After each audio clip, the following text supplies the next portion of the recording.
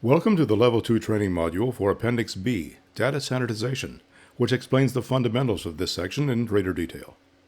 While the intention of this training module is to increase understanding of R2 requirements, it is not intended to be used as a standalone guide. For the official text of all R2 requirements, download the R2 v3 standard from the SERI website.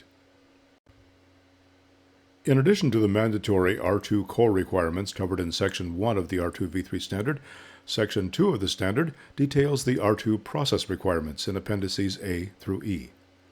The process requirements relate to specific R2 activities that often require specialized processes and expertise to undertake.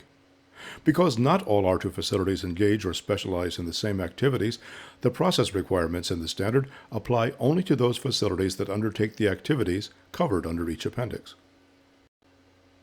Appendix B details the requirements for logical data sanitization, as well as an enhanced level of physical sanitization. These requirements apply to all R2 facilities that perform logical sanitization, as well as any seeking to be recognized for the enhanced level of physical sanitization controls. The general principle of Appendix B is to recognize organizations that maintain enhanced data security controls and perform physical or logical data sanitization in accordance with best practices where data devices are managed to the highest level of sensitivity as required by the supplier or regulation. Appendix B is for facilities that offer data sanitization services beyond the scope of Core Requirement 7. For example, a county recycling center that collects end-of-life electronics from its residents will want an electronics recycler that will securely and effectively sanitize all data-containing devices. Core Requirement 7, Data Security, provides this assurance. Some suppliers, however, require a higher level of service and expertise.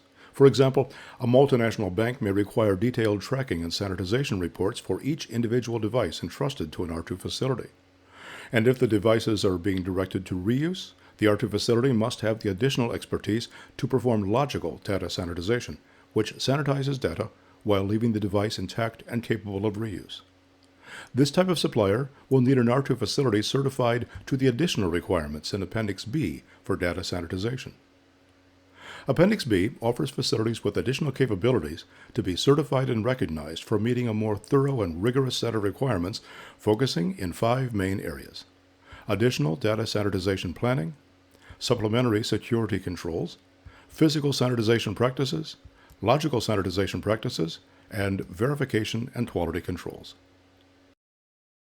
Some additional methods and controls are needed to meet the requirements in Appendix B. These must be added to the facility's data sanitization plan, which is a requirement of Core 7, Data Security. Examples of additional details include methods to distinguish sanitized devices from devices still containing data. This is important so that the facility can know which devices have already been processed and will then manage those separately from devices that still require sanitization. The R2 facility must also document the quality controls that are used to assess and verify the effectiveness of their data sanitization process. These controls should be used to confirm that all devices have been properly processed or to initiate corrective actions to manage any devices where sanitization cannot be confirmed. The enhanced data sanitization plan must also include monitoring activities to oversee the execution of the data sanitization plan and ensure its continued effectiveness. Finally, the R2 facility must also identify and outline within the plan the background knowledge, expertise, or other competencies required for any individuals performing data sanitization or verification activities. Facilities certified to Appendix B are required to maintain detailed tracking and records on all data devices. Typically, records must be maintained for each data storage device, unless the R2 facility uses other methods to track items from their first point of control through the entire sanitization process. This may include batching of items and tracking by lots as opposed to tracking the unique identifier of each individual device. In addition to the sanitization of the data storage media, the R2 facility must also maintain processes to ensure that all markings associating the device with its previous user are removed or destroyed. Examples of these markings can include user or company identification labels and asset tags.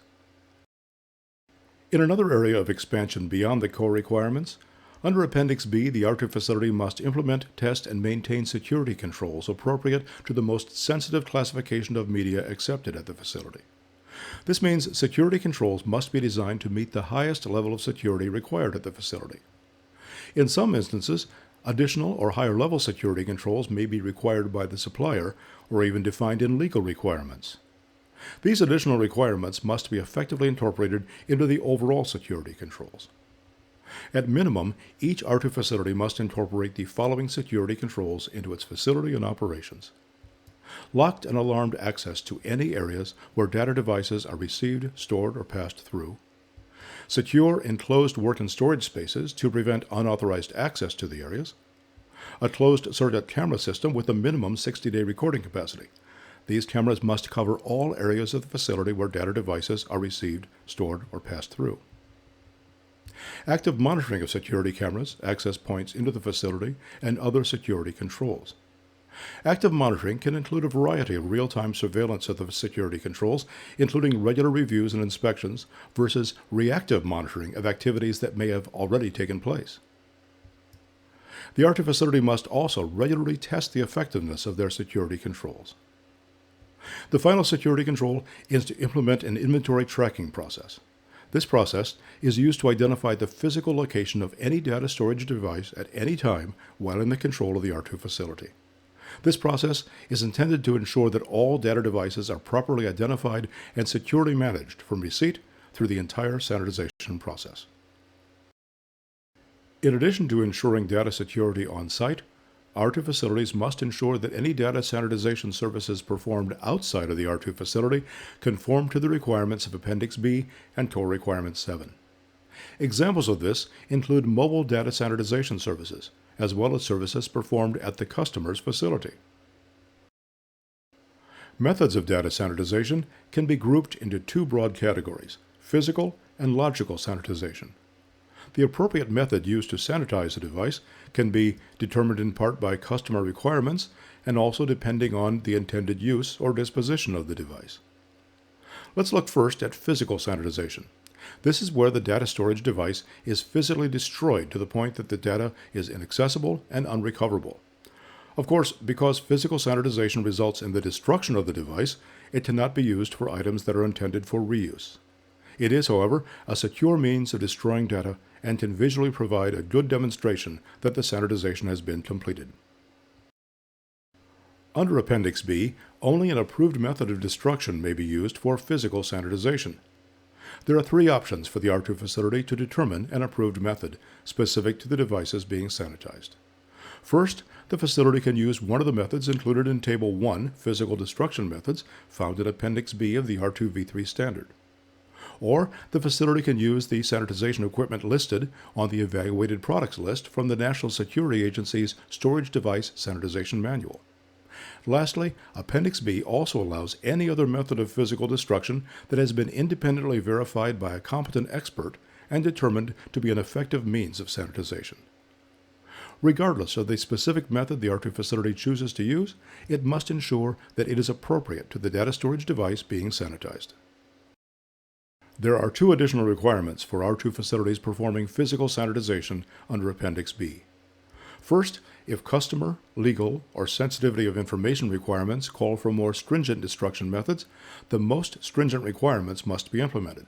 For instance, some government or medical records require both logical and physical sanitization to be performed, in which case the facility would be required to perform both. Finally, the facility must make video recordings of the physical destruction of all media and maintain the videos as part of the records of sanitization for at least 60 days. Logical sanitization is performed with electronic software that is specifically designed to eradicate the data from the device. Often referred to as erasure or data wiping, this method of sanitization leaves the device intact, which makes it an effective approach to sanitizing devices destined for reuse. Logical sanitization can only be performed in accordance with Appendix B, so any R2 facility that performs logical sanitization must be certified to this appendix. Data sanitization software must be used for all logical sanitization. This software must be specific to the device being sanitized and properly configured. In some instances, the software can have updates or patches, so it is important for the R2 facility to confirm that the software is a currently supported version and is equipped with the most recent patches. In addition to performing the sanitization, the software must also create electronic records of the sanitization process. These sanitization records must be specific to each device processed. And where the software is unable to sanitize a device, it must be configured to fail the device. In cases such as this, where the sanitization was unsuccessful or cannot be confirmed, the device would need to be physically sanitized through destruction. Another important aspect of the sanitization process is to ensure and verify that all logins, passwords, locks, or other connections to a remote service are removed and no longer connected to the device. This will prevent actions such as automatic reconnection to cloud servers, for example, that could repopulate the data on the device.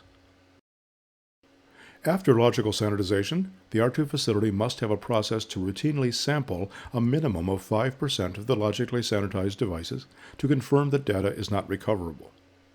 This sampling must be done by an individual competent in data sanitization techniques and independent of the sanitization activities undertaken.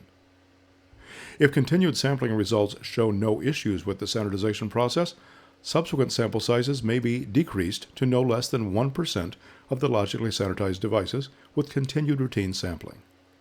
If sampling results show nonconformities or other sanitization issues, the R2 facility must initiate corrective actions, including management of any nonconforming product.